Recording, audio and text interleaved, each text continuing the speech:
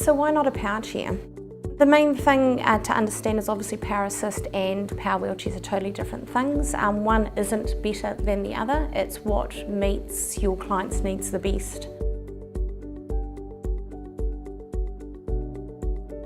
Power assist options don't have the ability to have seating functions, so no tilt and recline. So if your client's needing that type of stuff for day-to-day things, power assist generally is not an option for them. Or if they need to drive with alternative controls, so switching, head controls, things like that, again not generally the best option.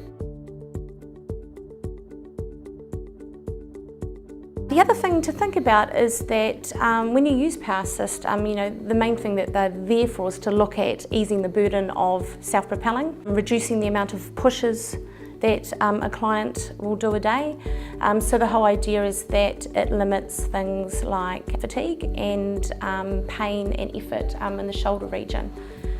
But while that reduces it, your power chair eliminates it. So again, it's going back to your goals and thinking actually why do they want this? If you are considering power assist option for your client, we do need to know that you have considered a power chair and have good reasons why that's not going to work. For example, a lot of the equipment we have out there, they're roughly around the $7,000 to $10,000 mark, and above some of them. You can get a KP25 for $5,500, $6,000. So we just need to be ticking those boxes when we're making the decisions. You do get clients who are really fixated on the power assist things. They have done the YouTube, Google thing or seen someone with one and they want it, and they will say that they don't want a power chair, are quite adamant about that, which is totally fair enough.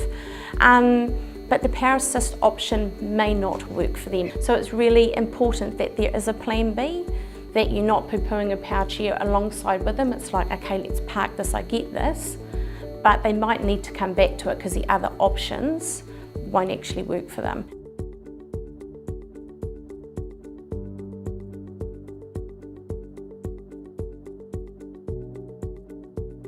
The two big things we need is that you need to have your manual wheelchair established beforehand.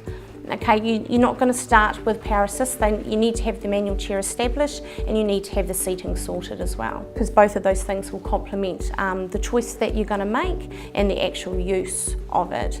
There's no point wanting to put a power assist on a client's chair that's possibly 9 or 10 years old and is not necessarily meeting their needs. That chair comes first to sort that out before you look at the power assist stuff. The other thing is too, a manual chair needs to be successfully trialled before you consider power assist. So I've just had a client recently, first time wheelchair user. The requests come through a lightweight wheelchair and a smart drive. That would be the equivalent, I would imagine, of sticking a 15-year-old, is it 15 or 16-year-old that you're allowed to drive? Probably in a Porsche that can go from 1 to 100 on their first driving lesson. So you need to establish that they are a confident user of a wheelchair or have used a wheelchair first before then you bring the power assist into it.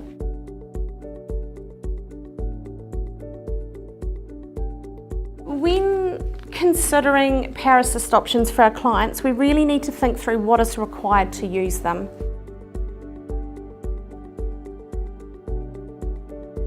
You need to know and understand what capabilities your client has both physically and cognitively to attach and to detach the power assist. So to meet their identified goals, do they need to do this on their own? Or will they have assistance from someone to help? Because quite often they think they can be independent with it and that is their goal. So then you need to look at their physical capabilities. You know, can they get them on and off by themselves? There is a whole lot of different varieties that require different functions to get them on or off. What level of strength do they need, or balance, or hand function to attach or detach the devices? So you need to add that into your assessment. When they're doing this, will they be sitting or standing? And we certainly get a number of clients who are full-time wheelchair users, but they can stand, and they will stand and use the car as balance in a standing position to load the wheelchair into their car.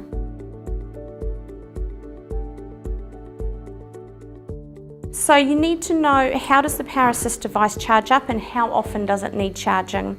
And how long does it take? Especially important for your clients who are using them for work and things like that. Where will it be charged is another one. Similar questions you asked for a power chair.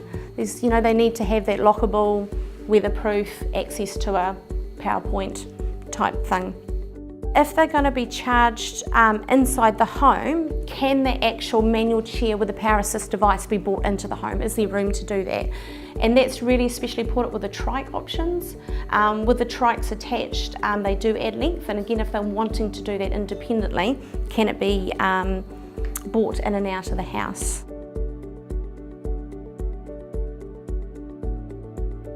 Where is the PowerAssist going to be stored, both for charging and also when it's not in use? Again, this is really important for the bigger and heavier options. We had a client recently where it's a rented home, but there is no access. This client can walk 50% of the time in a chair the rest of the time. He's having someone lift his manual chair into the house, but he wanted a PowerAssist with it, but there was just no way he was going to be able to get it into the home. But the therapist just hadn't thought that through. And once we pointed it out and looked at different ways of problem solving it, it sorted itself out, but it's just that those two things hadn't been put together.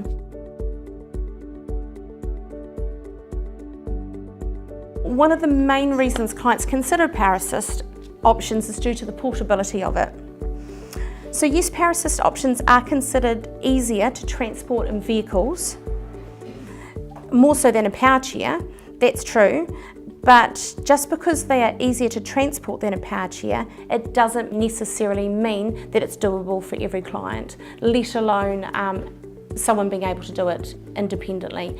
So I think what clients do is they go and see these things on the internet, think, yay, this is great, I want one.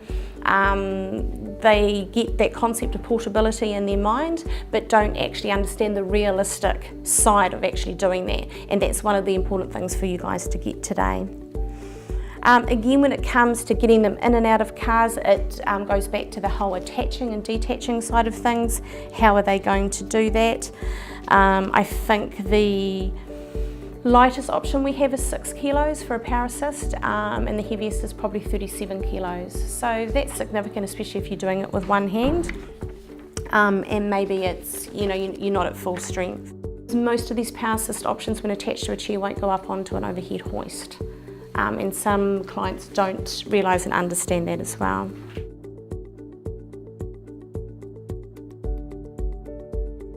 Where are they going to need to use a PowerAssist, and how does that fit in with their goals? And again, how does that fit in with eligibility for Ministry of Health funding? So what are the environment parameters? Space, hills, uneven terrain, curbs. What distance are they going to need to do in a day? A lot of the PowerAssist options won't do as many kilometres as a power chair. Some do a lot more, they can do up to 50. So distance is the really important thing when you're thinking about PowerAssist. When you read the literature on it, they will talk about going over grass, uneven terrain, gravel, things like that. Yes, some of them can do that, but a lot of them aren't designed for it. At the end of the day, it's still a manual chair. They've got wheels. If it's wet, they'll slip and all the rest of it.